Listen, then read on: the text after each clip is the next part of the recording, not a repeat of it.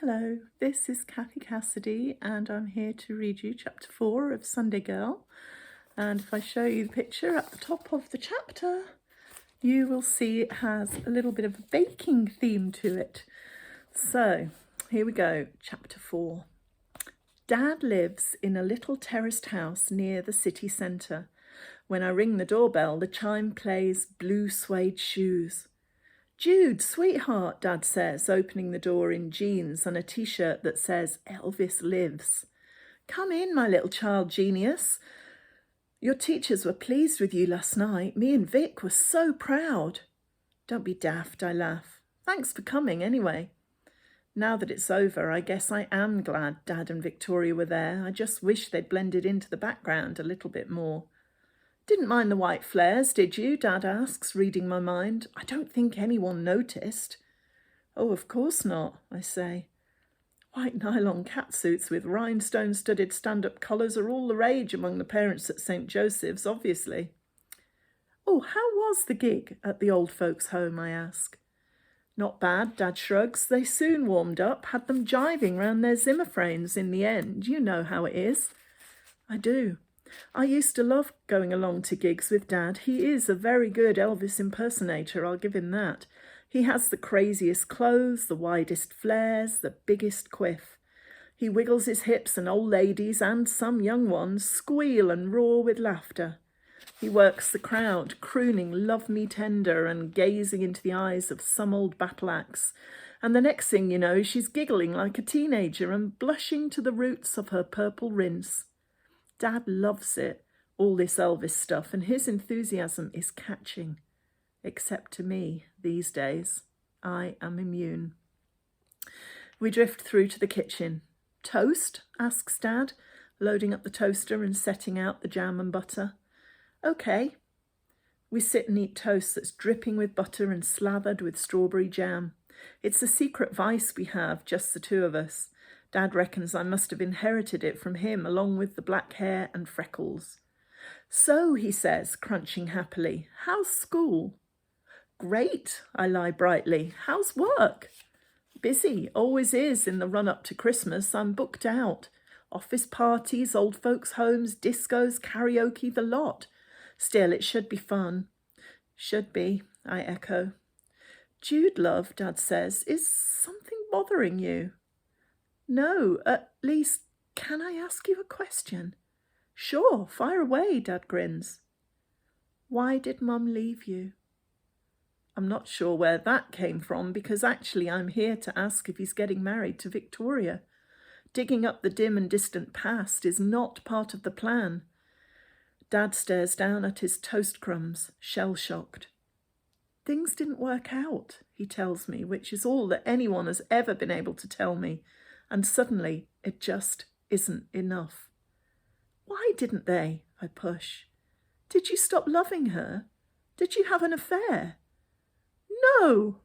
Dad sounds angry. Nothing like that, Jude. Perhaps you should ask your mum. I'm asking you, I remind him. Yes, you are. So? So. Oh, Jude, we cared a lot about each other.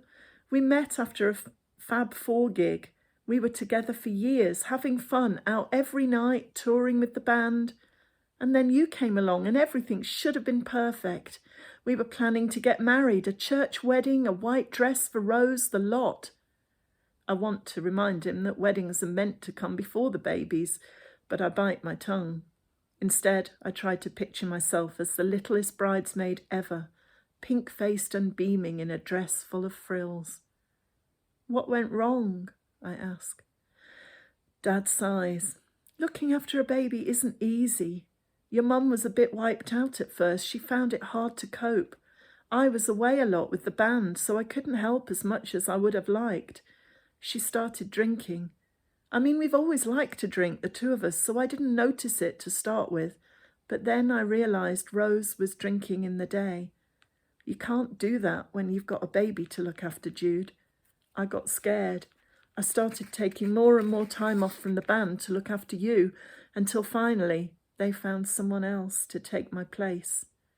Dad lets his shoulders sag, remembering. Go on, I say quietly. I want to hear it all now that we've started. It's my history, after all. We put the wedding off till things got better, Dad remembers, only, well, they never did. I couldn't stand it, the way she was drinking, kidding herself that everything was fine. One day we argued over breakfast. I poured all the drink in the house away, and Rose packed a suitcase and took you home to her parents. Mum left Dad because he wouldn't let her have whiskey for breakfast. It's not what I imagined, but then again, it's not exactly a shock. Mum doesn't drink these days, but that's because the doctor says she can't. She's messed up her body with years and years of it, drinking and weeping softly into the bottom of a whiskey glass. I always thought she drank because of Dad. Now I know it's because of me. Jude? Dad is looking at me intently. You said you wanted to know. I'm sorry. Me too.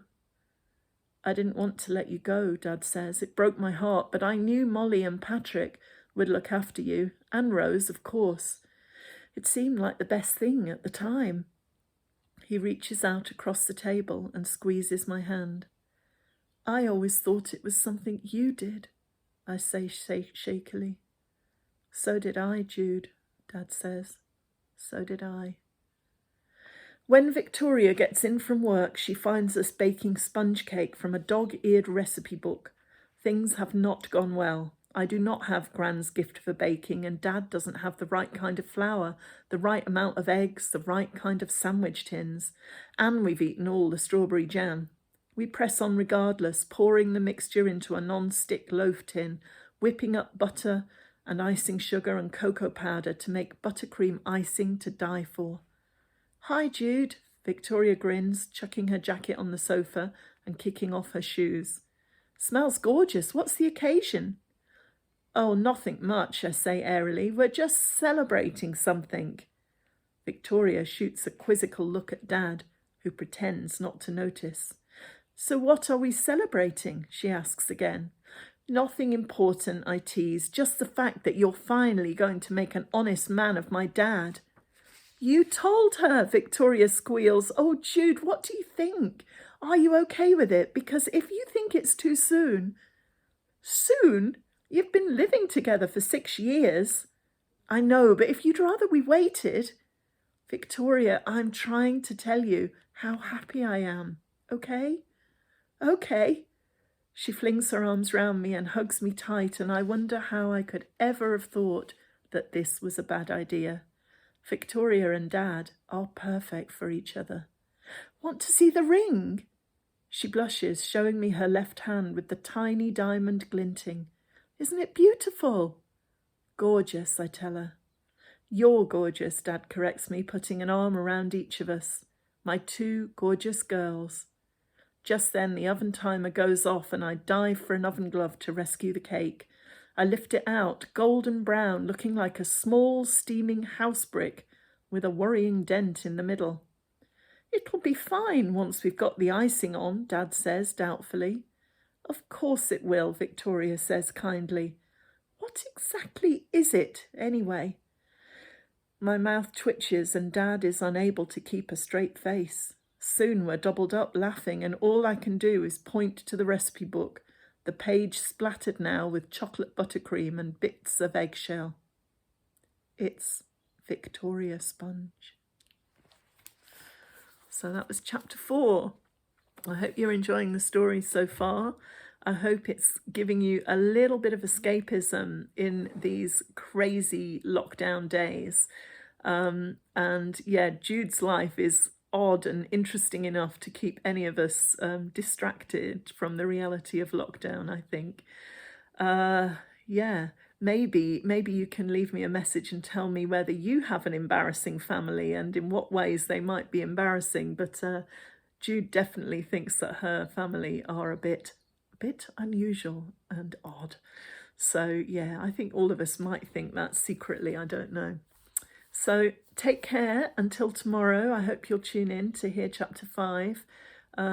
Keep smiling and I'll see you soon.